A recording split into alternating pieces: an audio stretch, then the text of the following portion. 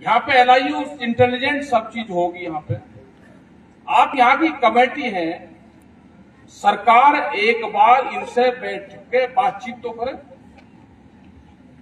क्योंकि जो फसलों का नुकसान होता है ना, उसमें फायदा कंपनी को होता है। ये पूरी पॉलिसी है भारत सरकार से। जब कोरोना आया उससे पहले ये बातचीत हुई थी।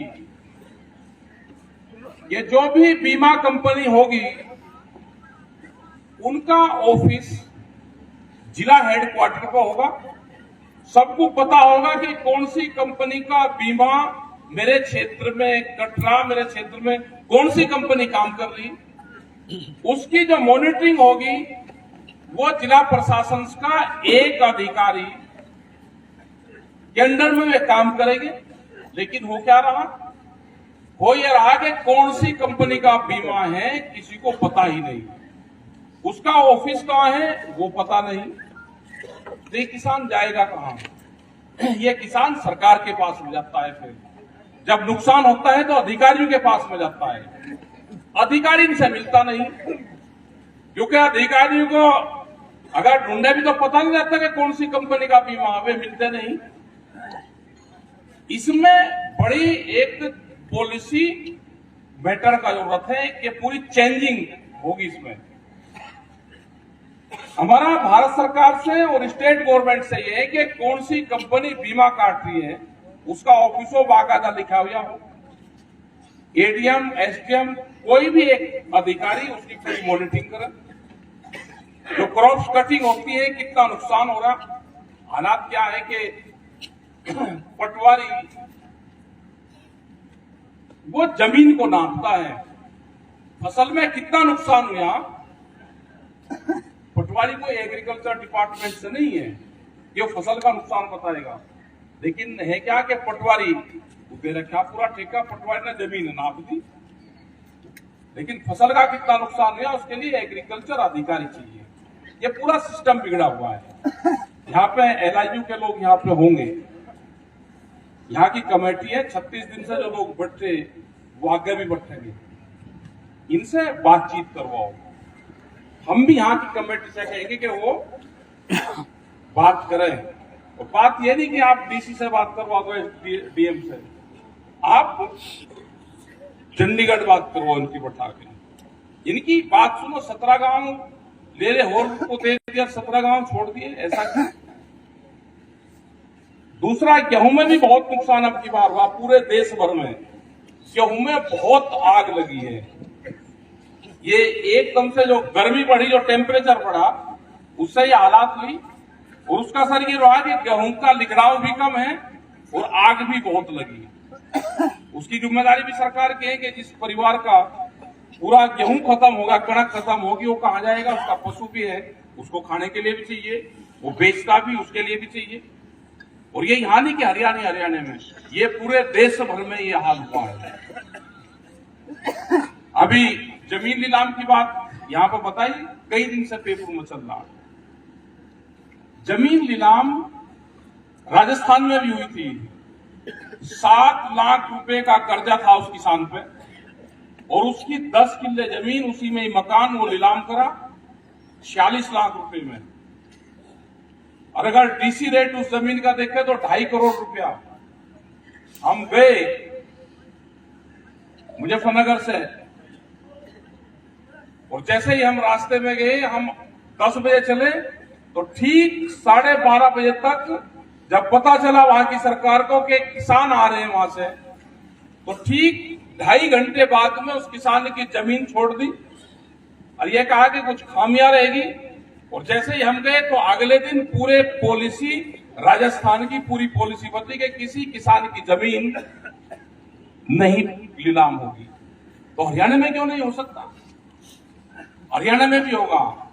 हमने सरकार को यह कहा कि अगर आपको पैसा चाहिए, आप किसान को नोटिस दो, उसको आधा एकड़, आधा किला, 1 बीघा जमीन बेचने की परमिशन दे दो। वो अपनी बाजार भाव के पड़ोसी को, किसी को अपनी जमीन बेच लगा, वो नहीं फेल भी देता। आप सर्किल रेट के डीसी रेट के हिसाब से उसकी डिमार्केशन करके, जहां तक आपका सर्किल रेट बैठता हो, जैसे राजस्थान के किसान की जो डिमार्केशन होती तो 1300 मीटर जगह में ही उसकी नीलामी हो सकती थी, ऐसे इस किसान की है।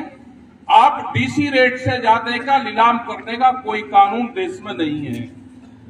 अगर उस पर 11 लाख का कर्जा है तो 11 लाख के कर्जे की जहां तक भी डीसी रेट से जितने मीटर जगह बैठती हो, आप उसको अखबार में दो, ये इतनी जगह है, उस पर आप बोली लगाओ, आप उसको बेचने के हकदार हो और किसान की जमीन बिक नहीं सकती, ये कानून कहता है।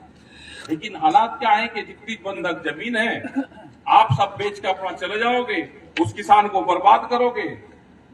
अपना बैंक का मतलब है 11 लाख रुपए से आपने नीलामी में सस्ते में जमीन बेच दी और बैंक में जमा करवा दिया, तो ये तो देश में होगा नहीं कहीं पे भी। एक मसला आपके बिल्कुल नजदीक करनाल जिले से लगता हुआ शामली जिला है।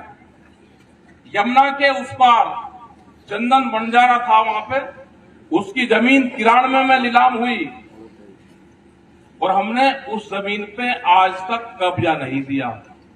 उस पर बोर्ड लगवा रखा पूरा। 4.5 किले जमीन 23 लाख रुपए में नीलाम करी।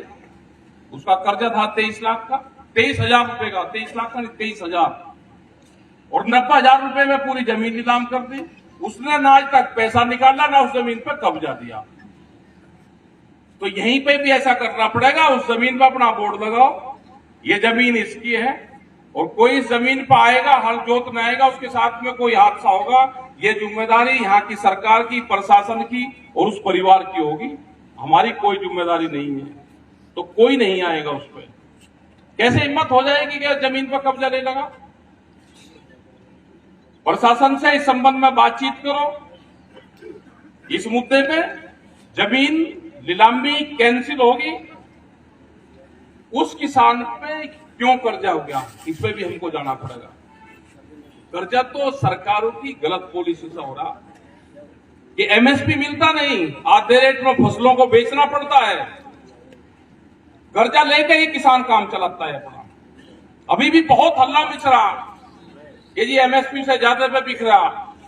15 दिन पहले एमएसपी से ज्यादा से गेहूं बिकता था, आज मध्य प्रदेश में 1800 रुपया क्विंटल बिक रहा, बिहार में 1700-1800 रुपया है। मध्य प्रदेश में हम 3 दिन पहले थे, चना 700 रुपया सस्ता है 4200 से, और 4600 रुपया क्विंटल है, भाव है 5,200 रुपया। तो पूरी फसलें सस्ते में जा रही है। गेहूं का था कि आपका गेहूं का रेट ठीक रहेगा, लेकिन कुछ तो रिकॉर्ड में कम हुआ और भाव उस हिसाब से मिला नहीं।